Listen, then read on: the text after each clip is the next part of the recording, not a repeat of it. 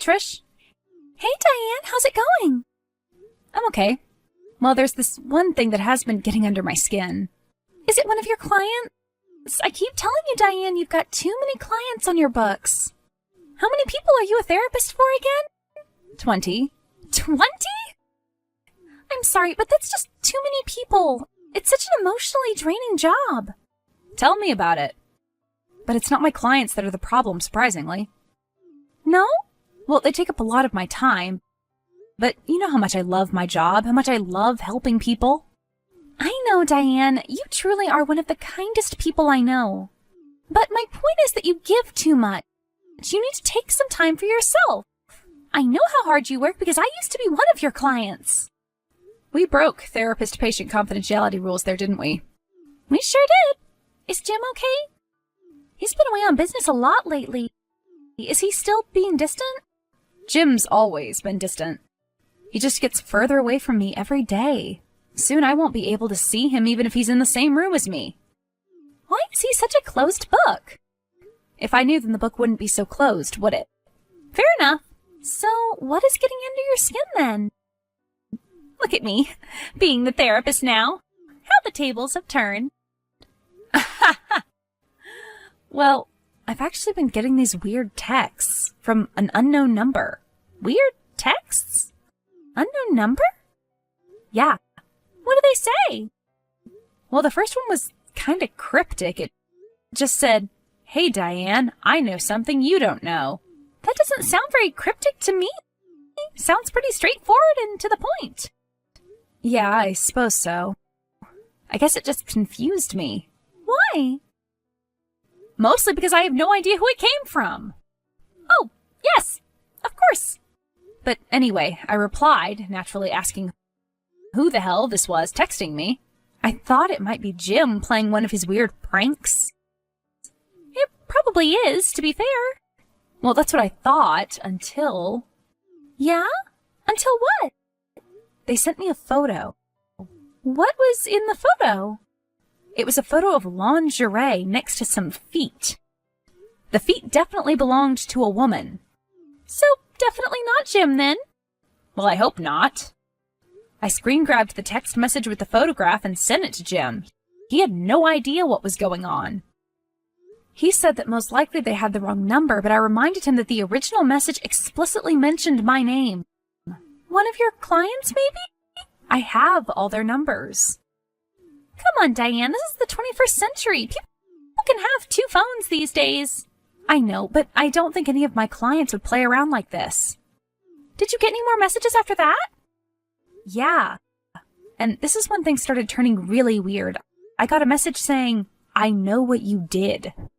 That's so creepy. What did you do? I don't know. I asked the same question. But then they just texted me this name I hadn't heard in years. What name? Do you remember Josh Vandecourt? That client of yours that went missing? Yeah. I was recovering from my operation and couldn't see him, and then he disappeared. I thought you weren't seeing him anymore because he had said he had been violent towards his wife. Well, that was the real reason, but I used my operation as an excuse. I couldn't help Josh anymore, but I felt bad about it. So do you think Josh is the person that is texting you? From where? Hiding? It seems plausible. Maybe a little far-fetched, but plausible. I mean, maybe, but the cops were searching for him for months. They couldn't find a trace of him. Do you think maybe you should contact them? Who? The police? It was more than 5 years ago. I don't think they would look into it. But maybe they could find out who the number belongs to. I really don't think they would bat an eyelid. People receive strange messages from strange numbers all the time. Well, anyway, I've ignored whoever it is. I've blocked the number. You've blocked the number? Yeah, shouldn't I? Well, if it is Josh trying to reach out, after all these years, don't you think you should find out who it is? If it's actually him? But the texts seem kind of threatening, no? Yeah, but Josh was kinda threatening.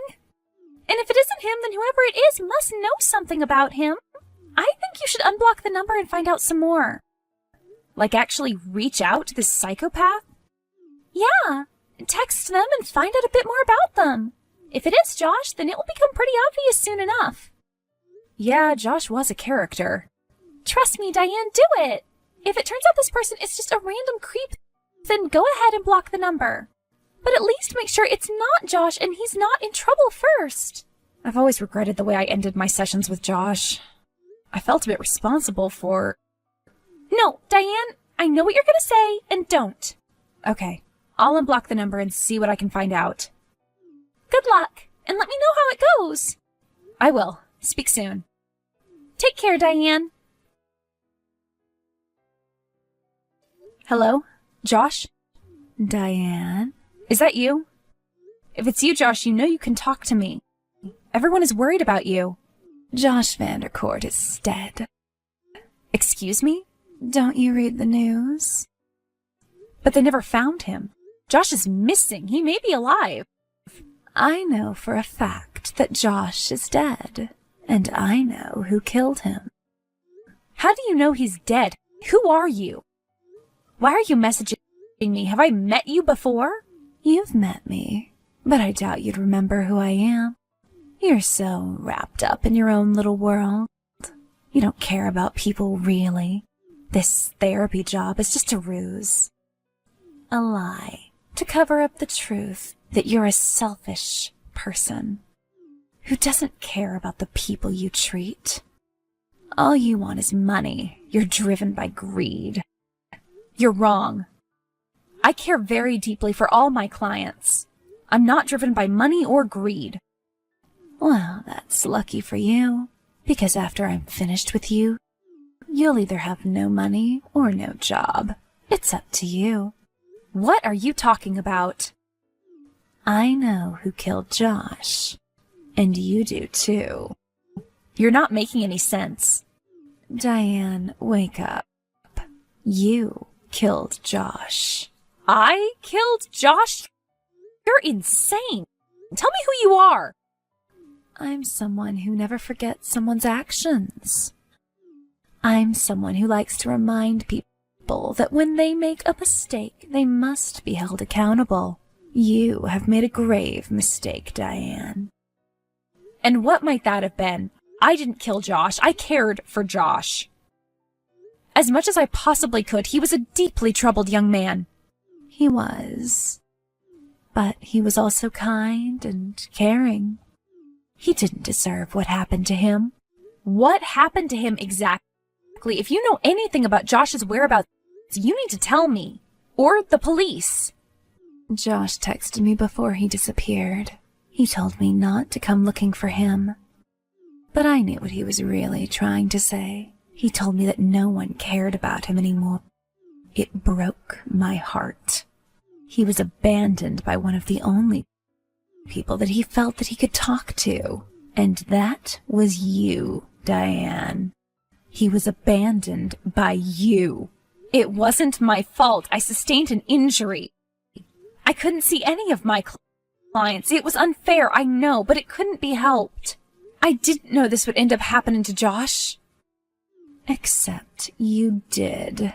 I've lost you again. You keep accusing me of things I haven't done. I don't even know who you are.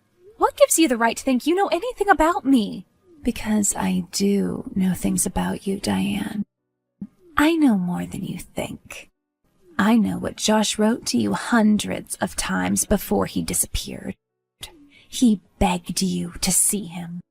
You knew how much he was suffering, and yet you did nothing. You abandoned your duty of care in his time of need. Josh may have made some mistakes, but he didn't deserve the treatment he got from you. He did make mistakes. Unforgivable mistakes. So have you. And you're going to pay for them, like Josh did. You have a choice, Diane. Either give me the $500,000 in your bank account, your precious savings, or I am going to make it my personal mission to make sure everyone knows just what you're capable of. What do you mean? Your name is going to be everywhere on social media. The therapist who abandoned her client before he disappeared. You'll lose your business. You'll lose your livelihood. You'll lose your license. You'll lose everything. You'll be working in a Walmart before the end of the year. Mark my words. How do you know how much money I have in my bank account? I told you, I know more than you think. There's only one person who knows that aside from myself, and that is my husband. Do you know my husband? Tell me. Think about my offer, Diane. Mull it over. You have 48 hours to send me your life savings. In cash. Or you can kiss goodbye to your job and your life. You're making a grave mistake. I won't be blackmailed. I'm going to find out who you are and you will be arrested. Bring the cash to 48 Trafalgar Street. In 2 days' time. Leave it next to the blue door, yellow building. You'll know the one when you see it. Don't be late. I'll be contacting a lawyer and the cops. Never contact me again. Good night. Jim? Sweetheart? I tried calling you. You're not answering your phone. I'm so sorry. I've been so busy all day at the conference. You know that weird text I received the other day? Yeah, what about it? Whoever it is, they're trying to blackmail me. They think I had something to do with my old client, Josh Vandecourt's disappearance. What? That's crazy. You were so upset when Josh went missing. You didn't have anything to do with that. What did this person say exactly? That if I don't give them my life savings in cash, they're going to expose me. They said they can get my license revoked. How? I don't know, Jim, but they feel pretty sure of themselves. Don't freak out. I'm going to phone my buddy at the sheriff's department. They'll be able to find out who this prankster is pretty quickly. Thanks, Jim. No problem, sweetheart. Relax. I'll sort this out. The game is up. My husband has friends in the police department. I've given them your number. They're going to track you down. They're going to find you and stop you. No, they won't, Diane. How can you be so sure? Because I know your husband, and he isn't going to do that to me. You know my husband? How? Diane. Yes? I'm going to tell you a little story. It's about a girl. This girl was young and naive. She dreamed of meeting the perfect guy and marrying him. And guess what? The girl's dream came true. She met the perfect guy. The guy loved the girl with all his heart. The problem was, this guy also had a problem. He loved something more than the girl. He loved to drink every day, from dawn till dusk. And then he lost his job, and everything went downhill. You're talking about Josh, aren't you? When the guy got drunk, the guy got violent and hit his wife. Except the next day, when he woke up, he was so sorry, and he cried into his wife's arms. "Why am I like this?" he would say to the girl. The girl loved him so much that she would forgive him every time. And then, one day, the guy hit his wife so hard that she had to go to the hospital. The girl promised herself this would be the last time. So she told the guy to get cleaned up and see a therapist, or she would leave him. So he did. That therapist was you, Diane. Josh was getting better, and then you abandoned him. Faced with the shame of everything, he left the girl. He disappeared. You're the girl, aren't you? I was the girl. I'm not anymore. I'm sorry this happened to you, but you have to believe me. I didn't want this to happen to Josh. It broke my heart when he disappeared. I wanted to help him. I really did. We can't go back in time. What's done is done. Of course we can't, but we can still change our futures. You don't have to continue down this road. I've done bad things too. Things I'm ashamed of. I'll own up to them if you will just own up to your mistake. You had a part in Josh's disappearance. You just don't want to admit it. Okay, I will own up. I have owned up. I'm sorry this happened to you. Good. Apology received. Now I must apologize to you, Diane. For what? You know that picture I sent you? The one with all the lingerie? Yes? There was someone with me when that picture was taken. What are you talking about? You know who I'm talking about. No, I don't. You might want to talk to your husband about what he's been doing on his little business trips, Diane. No, he wouldn't. I have nothing to hide anymore.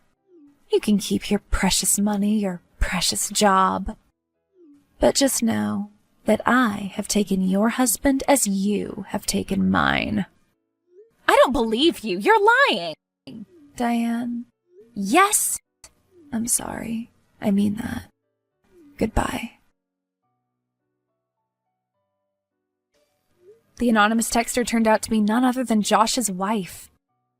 It turns out my husband had a one-night stand with this woman whose name is Lauren while he was away on business.